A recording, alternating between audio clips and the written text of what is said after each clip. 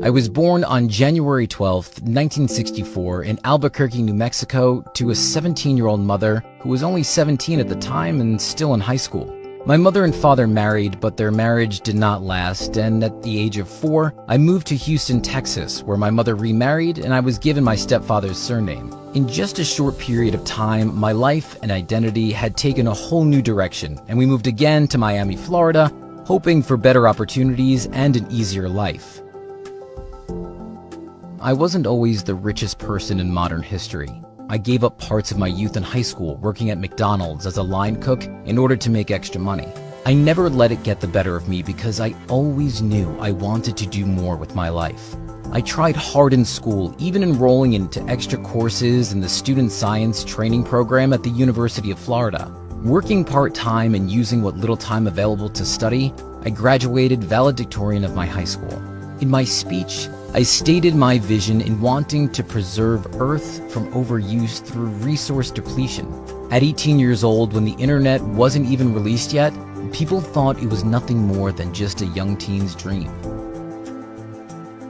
At first, I didn't know what major to choose in college, but then I remembered building an alarm system when I was younger to catch my siblings when they tried to sneak into my room. So I attended and graduated from Princeton University with degrees in electrical engineering and computer science, and began working for a number of companies, from a financial telecommunications startup to banking, where I gained valuable knowledge about the inner workings of Wall Street.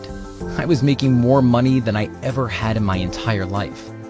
Growing up poor, I've always had very little, but money to me was only a tool and never the end goal.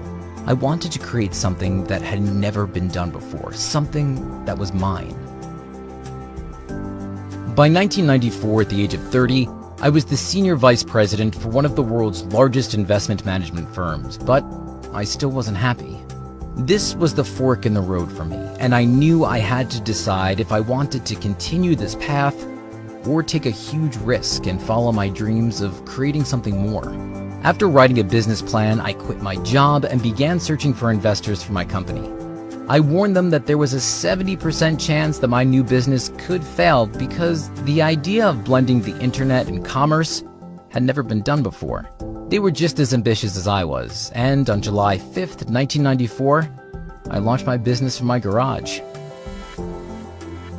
At first, we only sold books, but I knew from the very beginning we wanted to sell everything people wanted.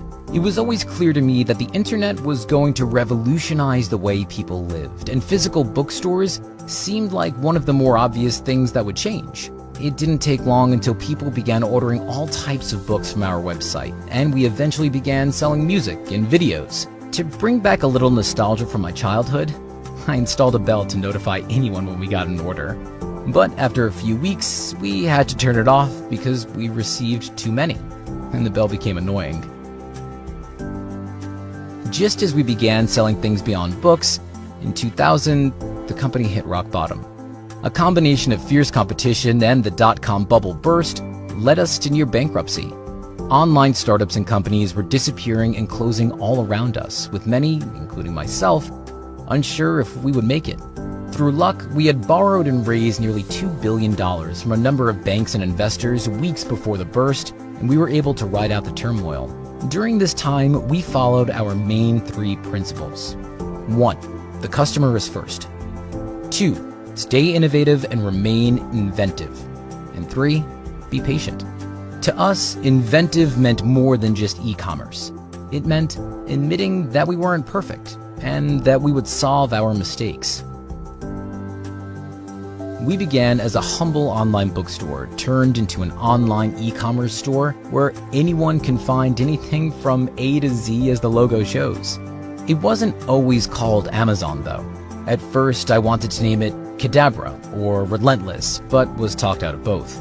I finally chose Amazon after the largest river in the world by volume. But I wanted to do more than e-commerce, so I quietly founded Blue Origin, a human spaceflight startup company in 2000. By 2015, we had our first test flight into outer space and plan on having our first commercial flights into space by 2019.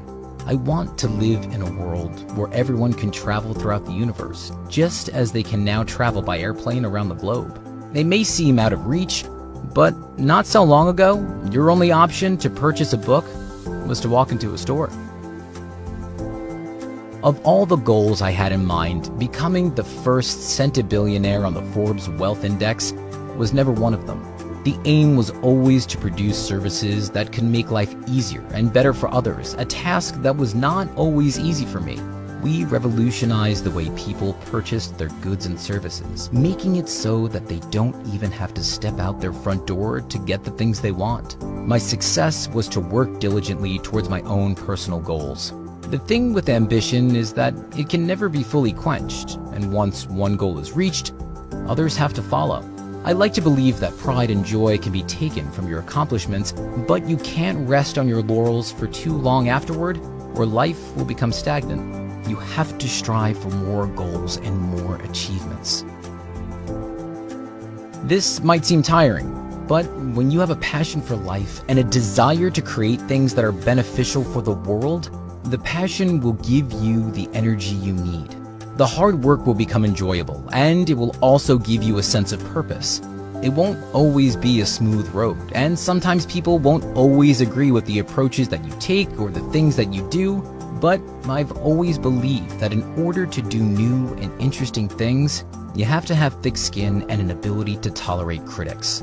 You should always take on board what others have to say, but if you can't see their logic, you need to have the resolve to stick to your guns. My name is Jeff Bezos, and I am the founder, chairman, and chief executive officer of Amazon.com.